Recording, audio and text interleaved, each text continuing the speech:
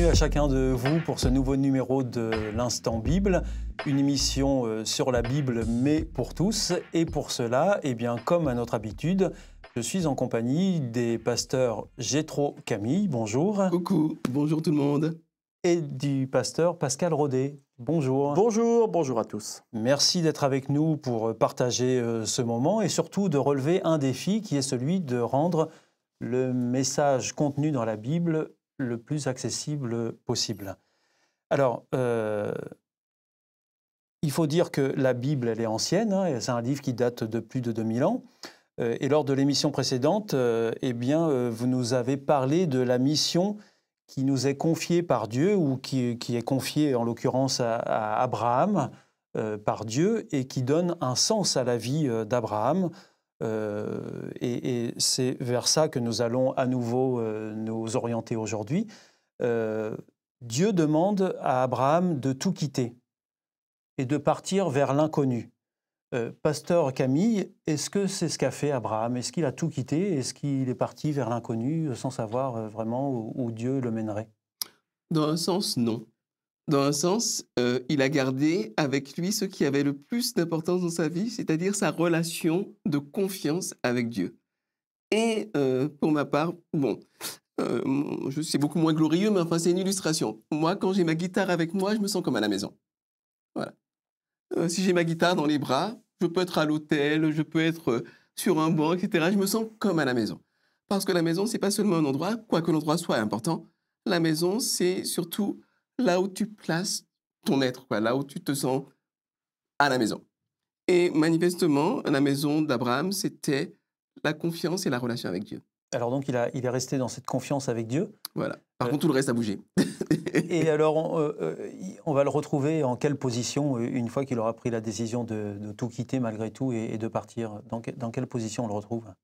Alors, ça dépendra, il y a plusieurs épisodes. Il y a des épisodes dans lesquels il se retrouve en difficulté, où il y a un pharaon qui convoite sa femme, il se carapate comme il peut. Enfin voilà, mais il y a des situations aussi qui sont très belles. Par exemple, il y a une situation que je trouve superbe, où Dieu a décidé d'éradiquer un peuple qui est un peuple qui ne fait que le mal. Et Abraham va intercéder pour ce peuple-là. C'est un peuple qui habite dans un endroit qu'on appelle Sodome. Ce sont des gens qui ont des mœurs, disons, sexuellement extrêmement débridées. Le mot sodomie, d'ailleurs, vient du nom de cette ville. Et Abraham va prier et intercéder et négocier en quelque sorte avec Dieu pour que Dieu en sauve le maximum et qu'il ne tue personne, enfin, le plus petit nombre possible, quelque part. Donc, Abraham se retrouve dans la position de ce qu'on appelle un intercesseur, comme un avocat, quoi, si on veut. Et je trouve ça très beau. Et donc, ce passage, on le trouve où dans la Bible? Eh ben, on le trouve dans la Genèse au chapitre 18. Et je peux en lire un petit extrait. Oui. Je suis au verset 20. Alors Dieu dit à Abraham, les accusations contre les habitants de Sodome et de Gomorrhe sont graves. Leurs péchés sont immenses. Est-ce qu'ils ont vraiment fait tout ce que j'entends dire? Je vais descendre pour voir cela, alors je saurai la vérité. Alors Abraham, je suis au verset 27, je saute un petit peu le passage, mais je vous invite bien sûr tous à lire attentivement et à explorer ces passages et à y réfléchir. Je suis au verset 27 maintenant. Abraham continue et dit, « Pardon mon Seigneur, je ne suis rien du tout, pourtant j'ose encore te parler. Peut-être qu'il n'y a pas 50 justes dans la ville, il en manque peut-être 5. Pour 5, est-ce que tu vas détruire toute la ville ?» Le Seigneur dit, si je trouve 45 justes à Sodome, je ne la détruirai pas. Et ainsi de suite. Et Abraham est donc dans la position, il va essayer de gratter pour sauver un maximum de gens qu'il ne connaît pas, dont il n'apprécie pas le style de vie, mais quelque part le fait d'avoir été appelé à une mission de faire du bien, à changer un petit peu son mindset, son état d'esprit.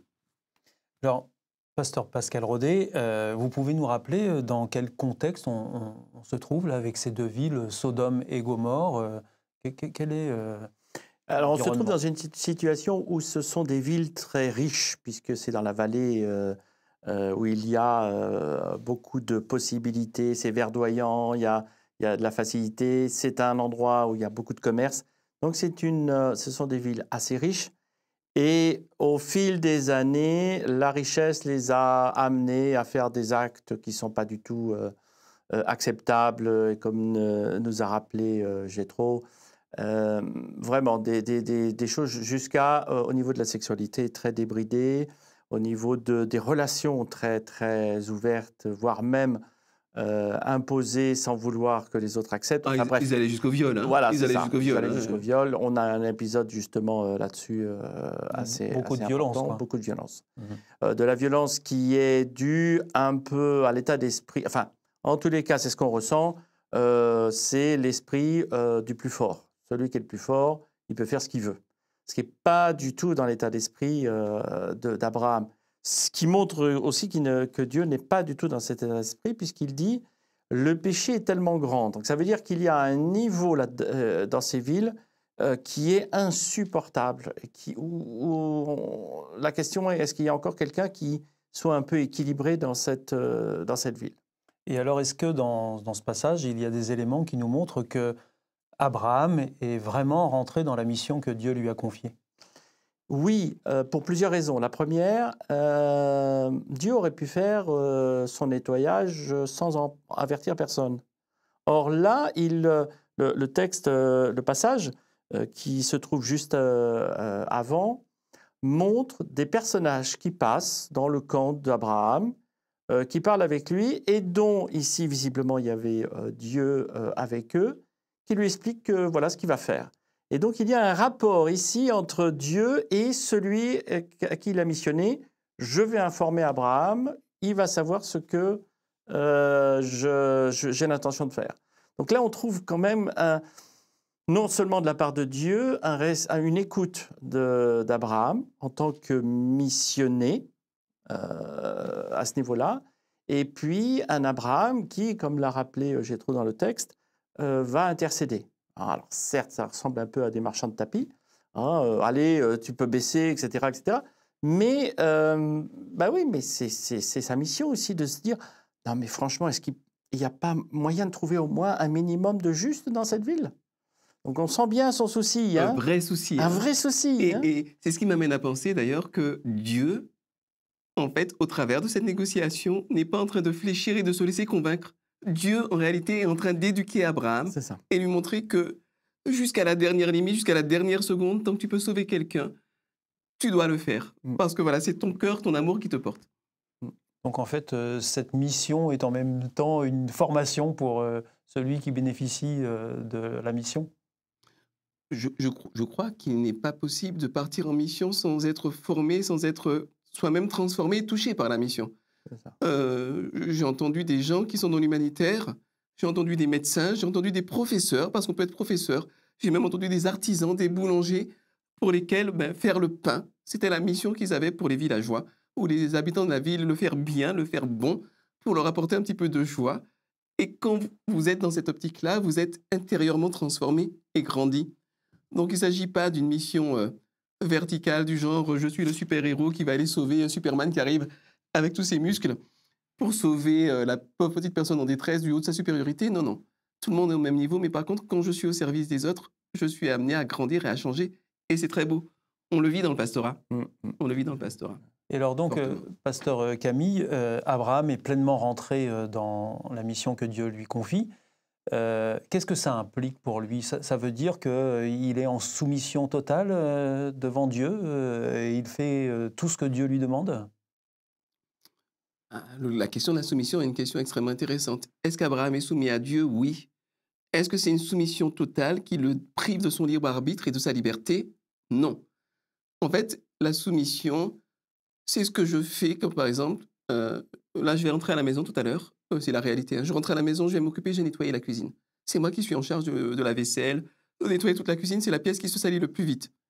Je me soumets aux intérêts de ma famille, volontairement, librement, mais c'est une forme de soumission. Abraham se soumet à Dieu, non pas parce qu'il a peur de Dieu, parce qu'on peut obtenir la soumission par la menace, la violence, la manipulation, le chantage. Là, c'est autre chose, c'est une soumission qui procède d'une compréhension profonde de la beauté et du sens de la mission que Dieu lui a confiée. Donc oui, Abraham est soumis à Dieu, mais pas soumis comme un esclave est soumis à son maître, mais comme un collaborateur est soumis à son chef qui comprend bien la situation et qui est bienveillant. Et alors comment accéder à cette compréhension dont vous nous parlez? De mon point de vue, ça passe par le vécu. Il y a des choses qu'on ne peut découvrir qu'en les vivant. Je vais prendre un exemple très concret. Hein. Ça m'est arrivé de faire des visites, pas souvent, de faire des visites en prison. Je pense que tu en as fait aussi, cher ami. Non, pas encore, mais ça va venir. Eh bien, par contre, je crois que tu es conseiller conjugal, hein, Oui, aussi. oui. Voilà. Mais en étant dans la relation d'aide à quelqu'un qui est en prison, ou bien qui est symboliquement en prison dans son propre couple, quelque part, heu, tu découvres l'importance d'être là. Intellectuellement, c'est facile à comprendre, mais tu accèdes à la réalité des gens et quand tu vois que des gens, quelque part, passent des ténèbres à une forme de lumière, passent du malheur à une forme d'espoir et une forme d'optimisme et une forme de foi dans la vie et dans Dieu, c'est quelque chose qui ne se décrit pas vraiment avec des mots, mais c'est vraiment puissant. C'est vraiment puissant. Et puis l'autre élément aussi qui fait comprendre le terme soumission comme quelque chose d'un échange, c'est Abraham qui parle à Dieu avec cet élément où il va essayer de trouver des justes. Quelqu'un qui est soumis selon notre définition du mot, où je dis oui et amen à tout ce qu'il dit, Abraham n'aurait pas essayé de dialoguer avec Dieu pour essayer d'avoir des personnes qui sont justes. Or là, il a osé, il a parlé avec Dieu, il a dit, alors ok, j'entends Dieu, tu veux tout détruire, mais s'il y avait des justes. Donc c'est une soumission qui est, oui, tu as un plan, je le reconnais, je le comprends, mais j'ai besoin de voir avec toi jusqu'où on peut aller dans cette question-là. Et je pense que c'est aussi une soumission collaborative, pour essayer d'atténuer un peu le mot, parce que c'est un mot qui aujourd'hui est en effet mal vu, mais il y a le mot collaboratif avec Dieu. Et alors Pascal Rodet, est-ce que quand on est investi d'une mission comme ça, parfois on ne se trouve pas en difficulté pour accomplir des choses qui peuvent être au-dessus de nos forces? Au-dessus de nos forces, oui, bien sûr. Ou en tous les cas, on a l'impression que c'est au-dessus de nos forces. Oui.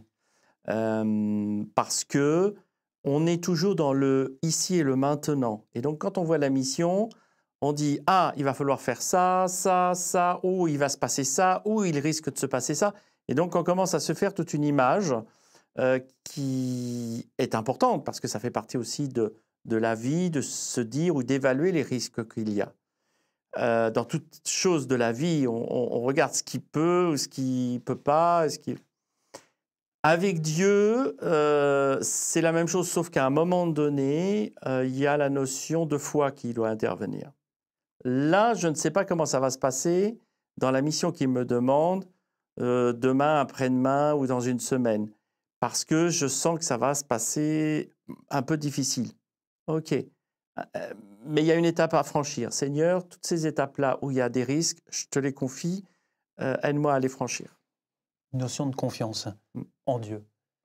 Une notion de foi en plus. C'est confiance, foi. Enfin, le mot est similaire, mais il faut avoir de la confiance dans la foi. Mais pour moi, il y a une question de foi. C'est-à-dire que là, on est vraiment dans le spirituel, dans la relation spirituelle avec Dieu, qui implique la notion de foi.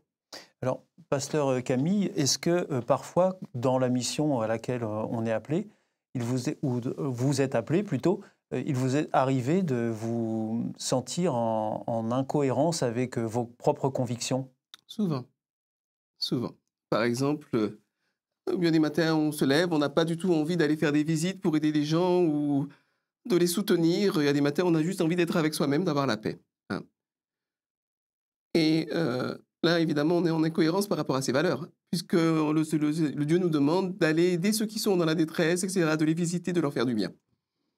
Bon, parfois, on n'a pas envie de le faire, tout simplement. Par contre, à chaque fois qu'on le fait, on est transformé.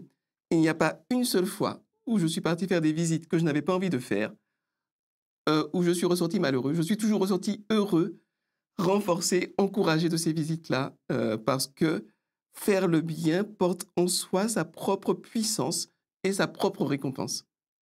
On imagine parfois dans la relation à Dieu que Dieu nous demande de faire des choses pour nous octroyer des récompenses. Mais en fait, la récompense est déjà dans le fait que Dieu nous demande de faire des choses parce qu'en elles-mêmes, elles sont profondément bénéfiques pour l'esprit humain, pour la spiritualité humaine, pour l'être humain dans son ensemble. Eh bien, je me tourne vers les personnes qui nous écoutent et qui nous regardent. Si vous souhaitez en savoir plus ou vous replonger dans l'histoire d'Abraham que nous avons parcourue à travers 2 émissions, eh bien, nous avons le plaisir de vous offrir une Bible avec notre partenaire Hope Bible. Pour cela, il vous suffit de nous la demander aux coordonnées qui seront mentionnées juste après cette émission. Pasteur Jétro Camille, Pasteur Pascal Rodet, je vous remercie de votre participation à cette émission. C'était l'Instant Bible, avec plaisir. On se retrouve la semaine prochaine pour découvrir un nouveau personnage auquel Dieu confie également une mission. Donc, le rendez-vous est pris. Au revoir, à bientôt.